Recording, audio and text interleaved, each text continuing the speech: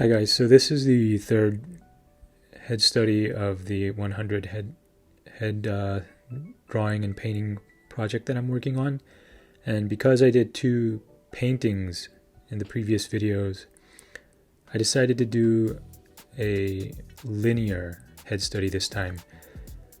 And it's going to be more illustrational. It's going to be more about the line work, and I'm focusing on using closed shapes.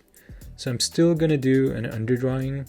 If I were doing this in like brush pen and ink, I may have just tackled the drawing without doing any like pencil underdrawing, but in this case I just decided to, construct the image a little bit before I got into the line work. So the approach in all three videos are the same in the beginning. So I'm trying to get, the general structure right. I'm trying to get a good drawing down so that I can, work with it later on with my line work. And I'm not too concerned about the values, but I am putting in a little bit of it. And I just move the overall head a little bit. That's one of the reasons I decided to do these studies digitally, because you can always move the image around and you don't have to worry about composition too much at the beginning stage. So that gives me a bit freedom. I don't feel as pressured as I would be if I were drawing on canvas, or if I were drawing on paper. So I have the underdrawing done, and just lowered the opacity a little bit, and now I'm figuring out the brush settings. So I happen to have this inking brush available, but you can do this with like a round tip brush and just adjust the settings. So basically what you need is a pressure sensitivity and also some smoothing for this type of line work. And I'm really thinking about closed shapes this time. I'm trying to look at all the separations and values and the details in the face. So having an underdrawing helps in this case, because you don't really have to worry too much about the structure. So the structure's already there. So I'm reinforcing the overall structure by putting in closed shapes, but I'm not doing it just randomly. What I'm thinking is I'm using each shape as sort of a marker to connect like linear elements. I am using lines, but I'm using lines as connections of these marker points, if that makes sense.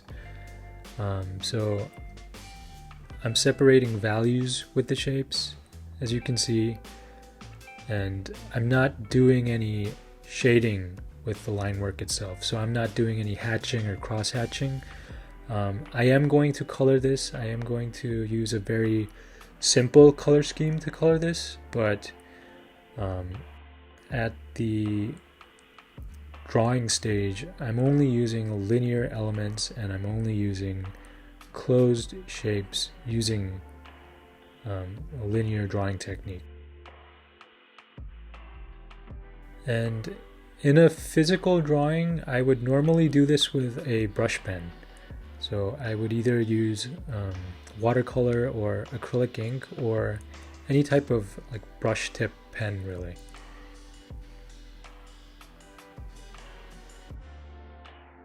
And this is also a very useful studying method to painting as well. So because you're really trying to separate every element and every lighting change with these closed shapes.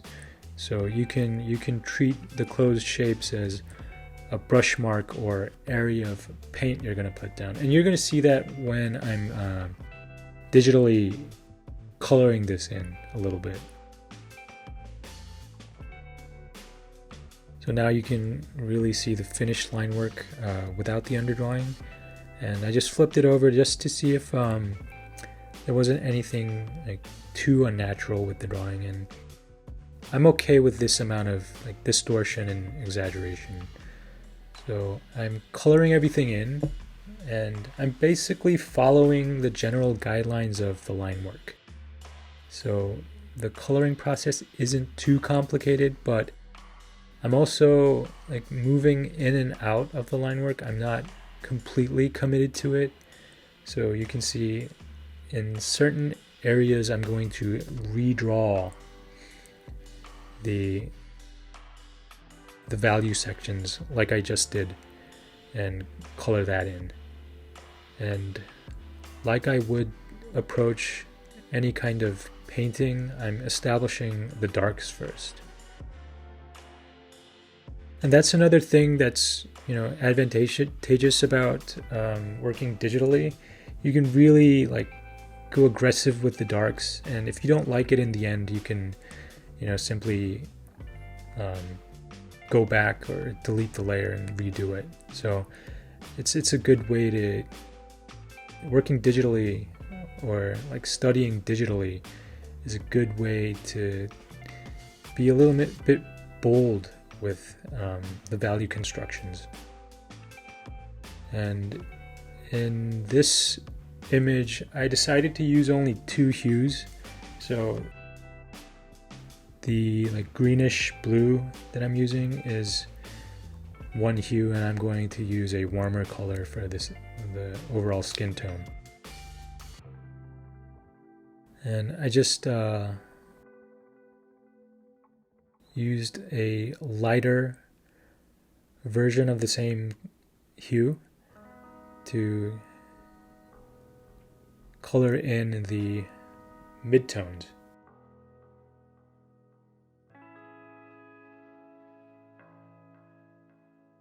And before I get into like any other explanation about the details, I wanted to briefly talk about the whole goal of this project.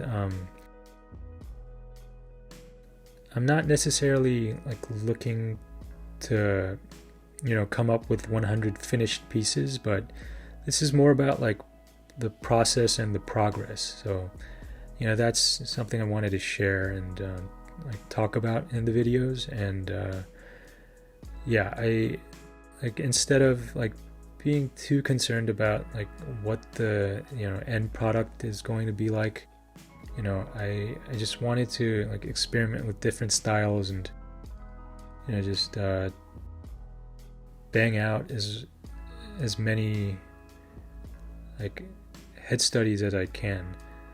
So that's kind of the only like objective I have. And I just want to see where I get at after 100 of these. So I will be using Illustrator in the near future. Something like this you can easily do in Illustrator as well. You can use like the brush settings, and you can even use I believe it's called the blob brush, where you can actually like color in the brush strokes and do some interesting things with that.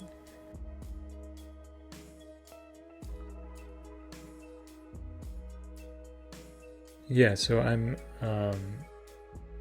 establishing the cool colors first.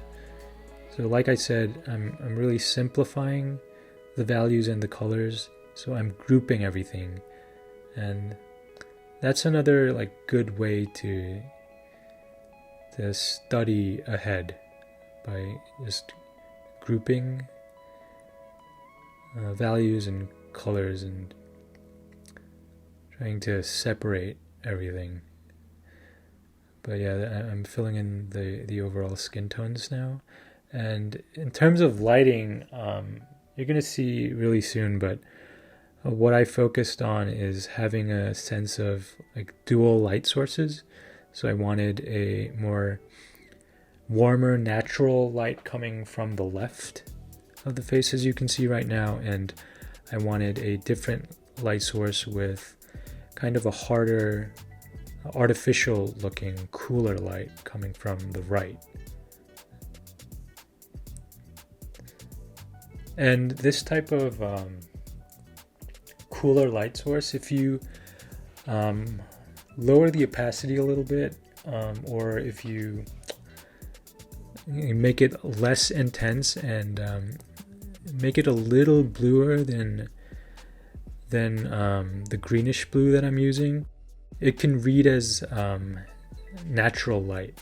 So meaning it can read as having like a window on the right. So it gets closer to the color of the sky, and that in itself can be a light source. So that's something to think about. But in this case, I wanted it to look a little more artificial and a little greener than a natural like window light source. So I'm just softening the edges a little bit, giving it a little sense of light in the skin tones. And I treated the background a little bit, and I made it a little darker so the skin color and the like light source could really pop a little more. And I'm adding a little more of that like rim light to just enforce that sense of light, artificial light coming in from the right. And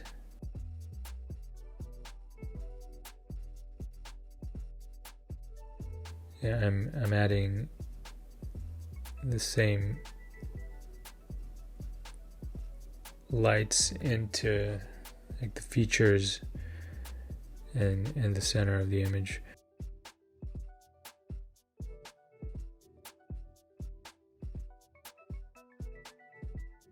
I did feel like the lights in the middle or around the features were a bit harsh, so I'm trying to like soften that and like blend those in at this stage.